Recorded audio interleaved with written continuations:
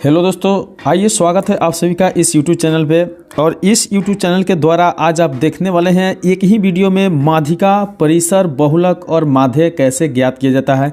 बिल्कुल 4 से 5 मिनट में समझा दिया जाएगा। और किसी भी तरह के आपका माध्यिका या परिसर या बहुलक या माध्य आए बोर्ड एग्जाम में तो आप उसे अच्छे ढंग से बनाकर अपने अंक अर्जित कर सकते हैं। तो सबसे पहले इस वीडियो को हम शुरू करेंगे और बताएंगे कि माध्यिका किस प्रकार से बनाया जाता है। तो माध्यिका बनाने से पहले सबसे पहले जो दी गई आंकड़े होते हैं उन्हें क्या किया जाता है, तो सजा कर लिख दिया जाता है। ठीक है, जैसे मान लीजिए कि यहाँ सबसे छोटा दिया है क्या है, 1 है, तो सबसे पहले 1 लिख देंगे। ठीक है, उससे बड़ी संख्या क्या है, 3 है तो 3 लिख देंगे। फिर उससे बड़ी संख्या क्या है, तो 4 है तो 4 लिख देंगे। फिर उससे बड़ी संख्या 5 है, फिर उससे बड़ी संख्या 6 है, फिर उससे बड़ी संख्या 7 है, फिर उससे बड़ी संख्या क्या है, 8 है। और हम लोग देखेंगे कि हमारी जो संख्या थी वो कितना थी, तो 1 2 3 4 5 6 7 थी। यहाँ 1 3 4 5 6 7 8 ही तीनों हम सभी को सजाएं तो ये भी 7 हो गए। लेकिन इसे हमें सबसे पहले बढ़ते क्रम में सजाना है। उसके बाद में माध्यिका का मतलब होता है बीच वाले मान। ठीक है, तो जैसे कि हम देख पा रहे हैं कि 3 संख्या इधर से ले लेंगे और 3 संख्या इधर से ले लेंगे, तो बीच में बचा हमारा 5।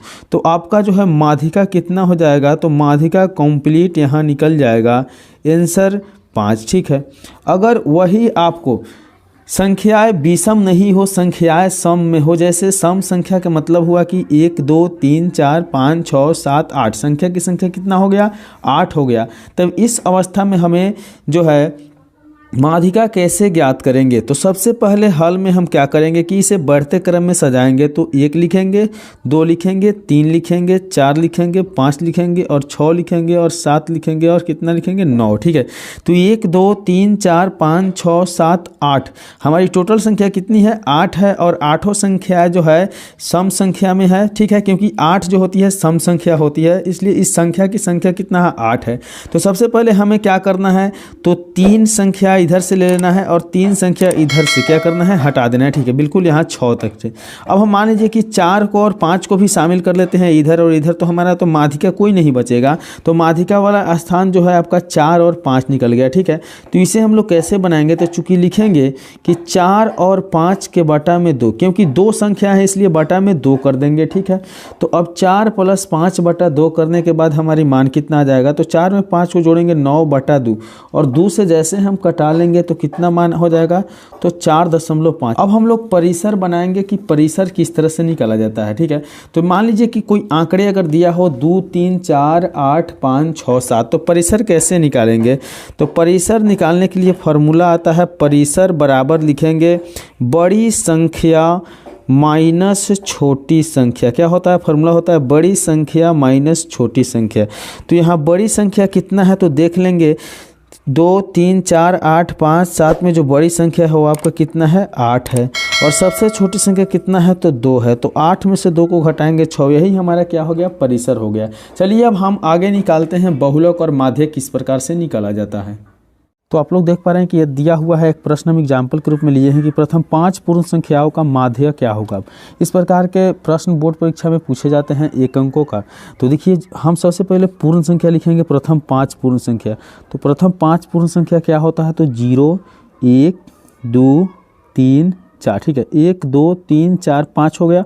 पूर्ण संख्या 0 से गिने जाने वाले संख्या को कहा जाता है। ठीक है, तो हम लिखेंगे कि माध्य बराबर, तो माध्य बराबर फॉर्मूला क्या होता है, आंकड़ों का योग। क्या होता है, आंकड़ों का योग और बटा में क्या होता है, आंकड़ों की संख्या। क्या होता है, आंकड़ों की संख्या। ठीक है, आंकड़ों का योग बटा आंकड़ों की संख्या। तो आंकड़े कितना दिया हुआ है, तो 0 जोड़ 1 जोड़ 2 जोड़ 3 और जोड़ कितना हो जाएगा, 4 और बटा में इसकी संख्या कितना है, तो 1 2 3 4 5 है, तो हम 5 लिख देंगे। ठीक है, अब क्या करना है, तो 4 3 7 2 9 1 10 को जोड़ना है और बटा में 5 कर देना है, तो 5 दूनी 10। इस प्रकार से जो है आपका माध्य कितना आ गया, 2 आ गया। अब हम लोग देखेंगे कि बहुलक किस प्रकार से बनाया जाता है। तो बहुलक में क्या की जाती है कि संख्याएं की संख्या देखा जाता है। तो 1 देखिए कितना बार है, तो 1 आपको 2 बार आया है। वही 2 देखिए कितना बार है, तो 2 है, 1 2 2 भी 2 बार आया है। 3 देखते हैं कितने बार आया है, तो 1 2 3 4 3 4 बार आया है। वही देखते हैं कि 4 कितने बार आया है, तो 4 कितने बार आया है, 1 बार आया है। तो कुल मिला के हमारी संख्या कितना है 1 2 3 4 5 6 7 8 9। यहाँ से गिनते हैं 2 2 4 और 4 8 1 9। अब हमारा बहुलक क्या होता है, तो बहुलक वही होता है जो संख्या अधिकतम बार आया होता है। तो देख पा रहे हैं कि 4 यहाँ वैसी संख्या है जो 4 बार 3 संख्या है जो 4 बार आया हुआ है, इसलिए इसका बहुलक कितना हो जाएगा 3 हो जाएगा। तो जो संख्या अधिकतम बार रिपीट होती है वही संख्या आपका क्या हो जाती है, बहुलक हो जाती है। तो इस प्रकार आप लोग देख लिए कि किस प्रकार से बहुलक निकाला जाएगा, किस प्रकार से माध्य निकाला जाएगा। और आशा करते हैं कि वीडियो आपको अच्छा लगा हो। तो यदि चैनल पर नया है तो इस प्रकार की वीडियो देखने के लिए चैनल को सब्सक्राइब करके बेल आइकन को जरूर प्रेस कीजिएगा। चलिए मिलते हैं अगले वीडियो में, तब तक के लिए बाय।